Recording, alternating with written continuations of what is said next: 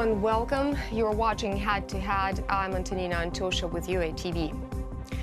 Ukraine's Ministry of Justice has initiated a number of successful projects over the past months, making life much easier not only for ordinary Ukrainians living on the mainland, but those citizens who ended up trapped in the combat zone or were forced to flee their homes because of the hybrid war in the Donbas region. Today, we're joined in the studio by Stanislav Kutsenko. He is the head of the main territorial department of justice in Ukraine's capital, Kyiv. Hello, and thank you for joining. Hello. So first of all, I would like to talk about such a project of Ukraine's Ministry of Justice as legal aid to people who are currently living in the combat zone and to internally displaced persons. What kind of aid are we talking about? First of all, we are talking about free legal aid, and it's absolutely European and world trend to help people with free aid from state government. It's financed from taxpayers, let's say, but for end users, it's always free of charge. And of course, we have separately target group. It's internally displaced people and also participants of anti-terroristic operation, and they have like priority, especially in bordering regions with anti-terroristic operation. I mean, Luhansk, Donetsk regions, and we have very good statistics that nearly 70,000 people per month use free legal aid from Ministry of Justice, and amount increases every month. And our permanent clients are also IDPs, let's say. We help them a lot. Yes. And for sure, very popular services are proving some legal facts. Among legal, like what?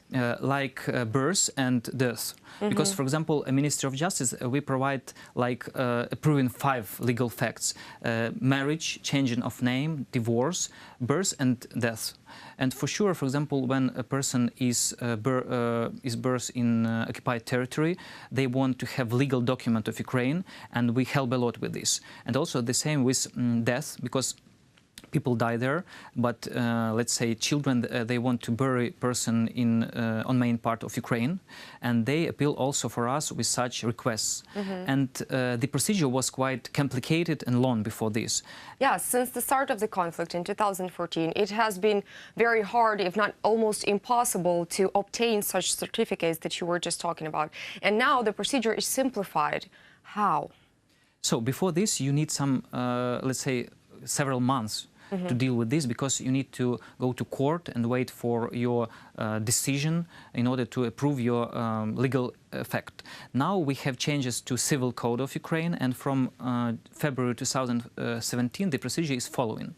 You just come for several days to main territory of Ukraine, not several months, and you go to any office of registration of civil acts or to any office of free legal aid. You get there the form of application to court. Our specialist helps you how to make it and to prepare it.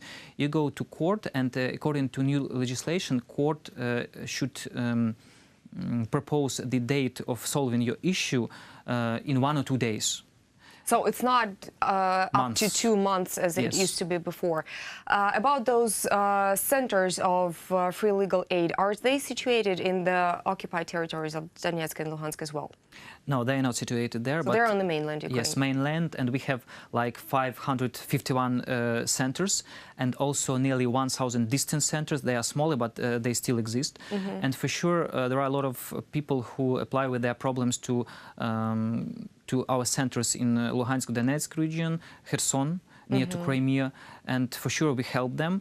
And first of all, a lot of questions are also with legislation of documents, because, for example, if person have a passport of Russian Federation and it is issued by Crimean bodies, we don't accept such documents, because in this case we conduct person like to be from unlawful territories. But if person, for example, has a passport of Russian Federation, but it is issued on, let's say, mainland of Russia, we accept such people. But also we help people with obtaining the document of internally displaced person. We consult how to get this document, and actually we consult on various issues, because legal is free of charge, and on all possible questions that are in legal field or just in everyday life questions.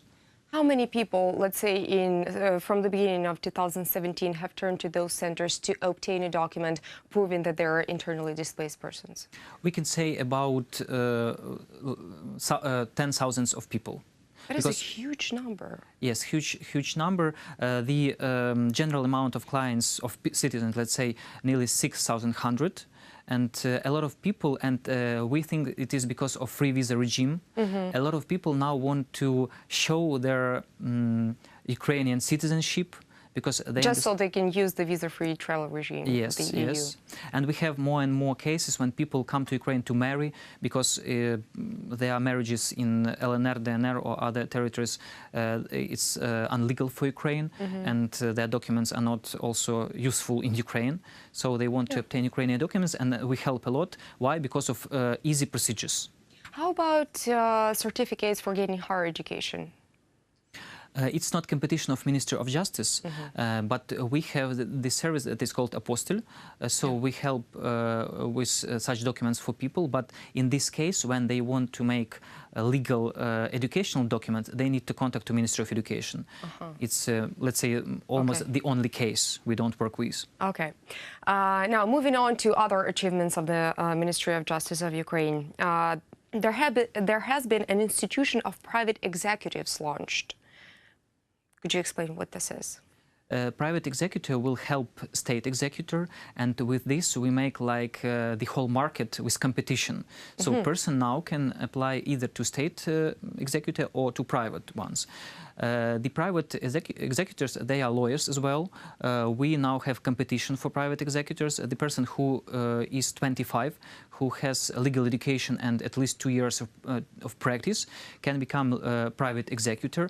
They go through exams, they get certificate of private executor, and they are controlled by Ministry of Justice. So we cannot say that they are like collectors or other illegal people working on their own, right? Yes, because they are controlled by Ministry of Justice. We now check their offices, and most important, private executives, they don't work with most sensible social issues. For example, children. If there is any argument on children with whom the child should live with husband or wife. Oh, if they're separating, right? Yes, if they're separating. Private executors don't deal with this. It's only state executor. And also where is a part of argument state body, also private executor don't deal with this. So we control them, and also we force them to have their own security and insurance, because without insurance they cannot work on legal market of Ukraine, let's say. That's logical. What other services do the private executives provide for Ukrainian citizens? First of all, they can deal with some private arguments. For example, if companies, they have any problems between each other, they have a legal decision of court, private executive can help with them, with this. They can arrange amount of money and percentage that private executor receive. And most important, that they have insurance. And for example, if private executor gets like 10 million or 50 million hryvnias, this amount should be secured. And we can guarantee that such private executor will not run out of country, for example, with great amount of money. And for sure, they are controlled by Department of State Enterprise, of State Executive Office in Ministry of Justice. And also we will check them on year-based level in order for them to have well-shaped offices, in order for them to stick to laws while execute court decision, and so on and so forth. The requirements you've just voiced clearly state that there is no option of the private executors to be corrupt, because it's kind of impossible, which is really good. Moving on to the other service of the ministry, it's an online service, and it is so-called House of Justice. What is this? Yes, it's online House of Justice. You can find it under link online minjust.gov.ua. I'm proud that this project started from Kyiv Territorial Department of Justice. It was our idea, and it worked like local, firstly, local website, but now it operates on national level. And for example, there are such popular services on online House of Justice like registration of business, registration of private entrepreneur, and liquidation of private entrepreneur, because it's a very popular our service among people.